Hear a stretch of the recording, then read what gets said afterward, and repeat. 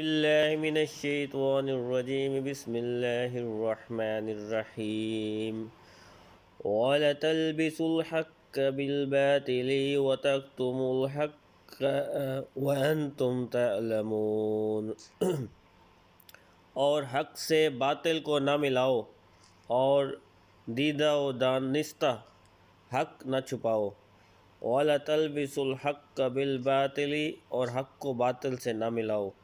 یہودی علماء نبی کریم صلی اللہ علیہ وآلہ وسلم کی عظمت و نبوت سے متعلق تورات کی آیاتیں چھپاتے بھی تھے، اور کبھی کچھ بیان کرتے تو ان کے ساتھ اپنی طرف سے کچھ باطل باتیں بھی ملا دیتے تھے۔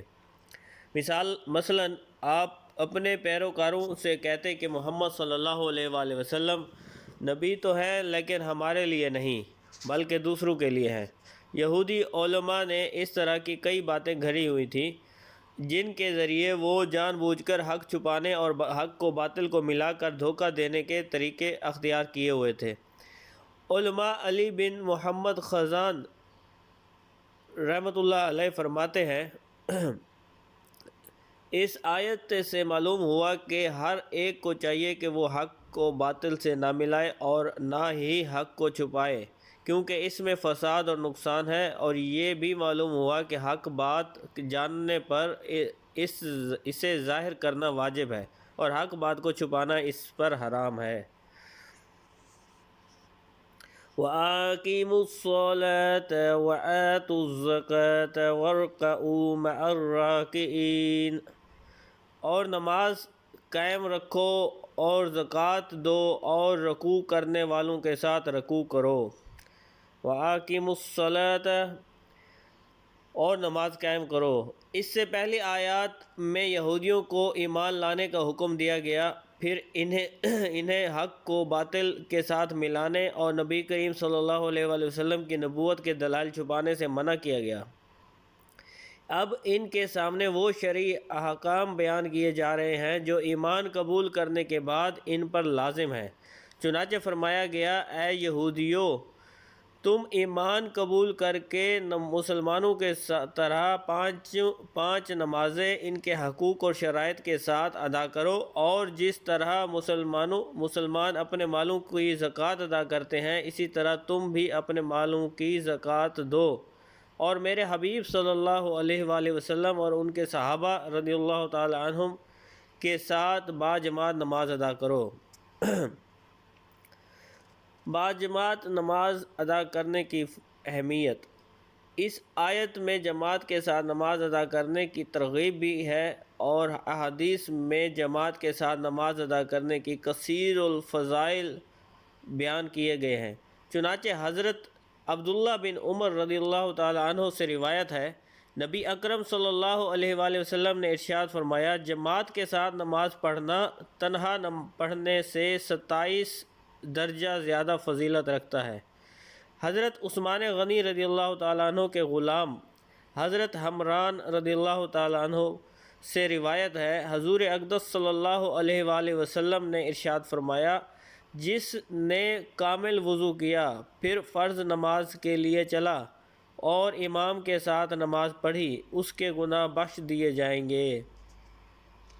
حضرت ابو ہریرہ رضی اللہ تعالیٰ عنہ سے روایت ہے، حضور پرنور صلی اللہ علیہ وآلہ وسلم نے ارشاد فرمایا، جو اچھی طرح وضو کر کے مسجد کو جائے اور لوگوں کو اس حالت میں پائے کہ وہ نماز پڑھ چکے ہیں تو اللہ تعالیٰ اسے بھی جماعت سے نماز پڑھنے والوں کی مثل ثواب دے گا اور ان کے ثواب سے کچھ کم نہ ہوگا۔ حضرت ابو ہریرہ رضی اللہ تعالیٰ عنہ سے روایت ہے، رسول اللہ صلی اللہ علیہ وآلہ وسلم نے ارشاد فرمایا، منافقین پر سب سے زیادہ بھاری عشاء اور فجر کی نماز ہے، اور وہ جانتے ہیں کہ اس میں کیا ہے تو گھسیٹتے ہوئے آتے، اور بے شک میں نے ارادہ کیا کہ نماز قائم کرنے کا حکم دوں، پھر کسی کو حکم فرماؤں کہ لوگوں کو نماز پڑھائے، اور میں اپنے ہمراہ کچھ لوگوں کو جن کے پاس لکڑیوں کے گٹھے ہوں ان کے پاس لے کر جاؤں جو نماز میں حاضر نہیں ہوتے، اور ان کے گھر پر ان پر آگ جلا دوں۔ بزرگان دین کے نزدیک باجماعت نماز ادا کرنے کی اہمیت کس قدر تھی، اس کا اندازہ ان دو حکایات سے لگایا جا سکتا ہے۔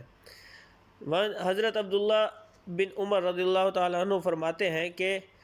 حضرت عمر فاروق رضی اللہ تعالیٰ عنہ اپنے ایک باغ کی طرف تشریف لے گئے۔ جب واپس ہوئے تو لوگ نماز عصر ادا کر چکے تھے۔ یہ دیکھ کر آپ رضی اللہ تعالیٰ عنہ نے اِنَّا لِلَّهِ وَإِنَّا إِلَيْهِ رَاجِعُونَ پڑھا اور ارشاد فرمایا میری عصر کی جماعت فوت ہو گئی، لہٰذا میں تمہیں گواہ بناتا ہوں کہ میرا باغ مسکین پر صدقہ ہے تاکہ یہ اس کام کا کفارہ ہو جائے۔ حضرت حاتم اسم رحمۃ اللہ علیہ فرماتے ہیں کہ ایک مرتبہ میری باجماعت نماز فوت ہو گئی تو حضرت ابو اسحاق بخاری رحمۃ اللہ علیہ کے علاوہ کسی نے میری تعزیت نہ کی، اور اگر میرا بچہ فوت ہو جاتا تو 10,000 سے زیادہ افراد مجھ سے تعزیت کرتے، کیونکہ لوگوں کے نزدیک دینی دنیاوی نقصان سے کم تر ہے۔ اللہ تعالیٰ سب مسلمانوں کو باجماعت نماز ادا کرنے کی توفیق عطا فرمائے، آمین۔